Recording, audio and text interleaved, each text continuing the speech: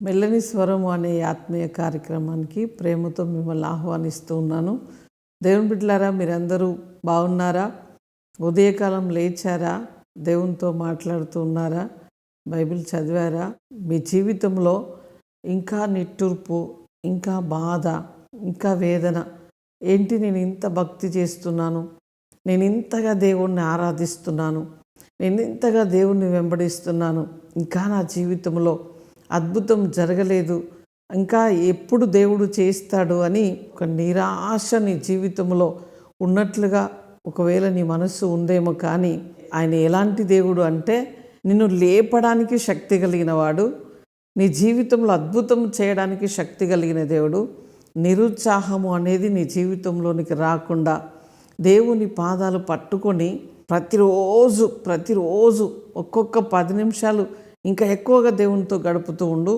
తప్పకుండా దేవుడు నువ్వేది అడుగుతున్నావో, ఏమైతే ఆశిస్తున్నావో దేవుని సన్నిధిలో అవన్నీ 1000 రెట్లు ప్రభు నీకు ఇవ్వబోతున్నాడు. కనుక ఈరోజు ప్రభు మనతో మాట్లాడనైన వాగ్దానము యెషయా గ్రంథం 40వ అధ్యాయము 31వ వచనాన్ని చదువుకుందాం. యెహోవా కొరకు ఎదురు చూచువారు నూతన బలము పొందుదురు, వారు పక్షిరాజు వలె రెక్కలు చాచి పైకి ఎగురుదురు, అలయక పరిగెత్తెదురు, సొమ్మసిల్లక నడిచెదరు. సొమ్మసిల్లక అలయక నడిచిపోదురు అంటున్నాడు. అంటే మనం సొమ్మసిల్లుతూ ఉన్నాం, అలసిపోతున్నాం, అయ్యో నా జీవితంలో ఎప్పుడు అద్భుతం జరుగుతుంది.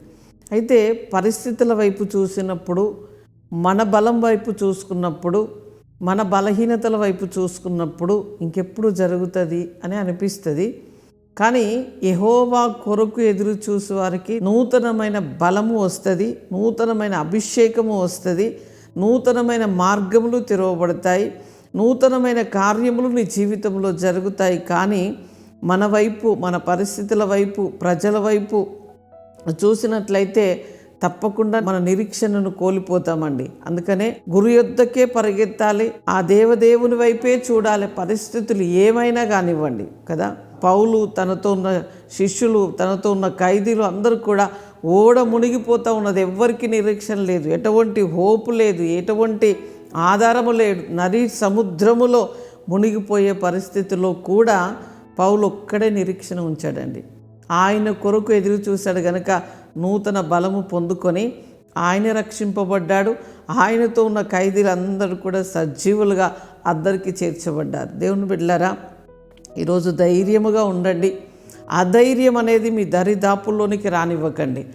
దేవుని వైపే చూడండి, నూతన బలము పొందుకోండి, దేవునితో నడుస్తూ ఉండండి. ఒక క్రొత్త వ్యక్తిగా, ఒక క్రొత్త అనుభవంలో నువ్వు నడవగలుగుతావు. ఒక మంచి సాక్ష్యము కలిగిన కుటుంబముగా, వ్యక్తిగా ప్రభు నిన్ను చేయబోతున్నాడు.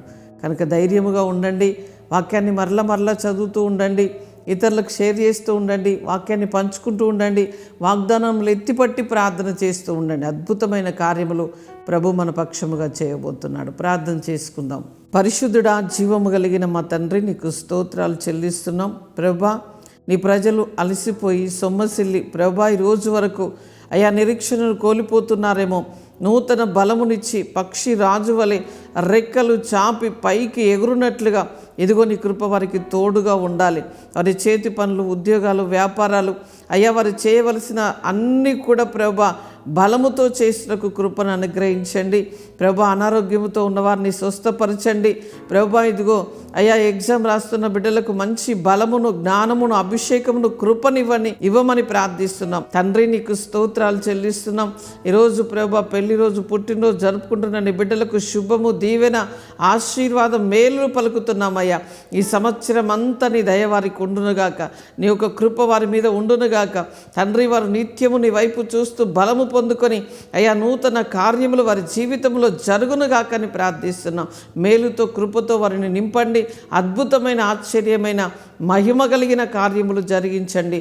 ప్రభువా, నువ్వు చేస్తున్న ప్రతి కార్యమును బట్టి నిన్ను స్తుతిస్తూ యేసు నామములో అడుగుచున్నాం తండ్రి.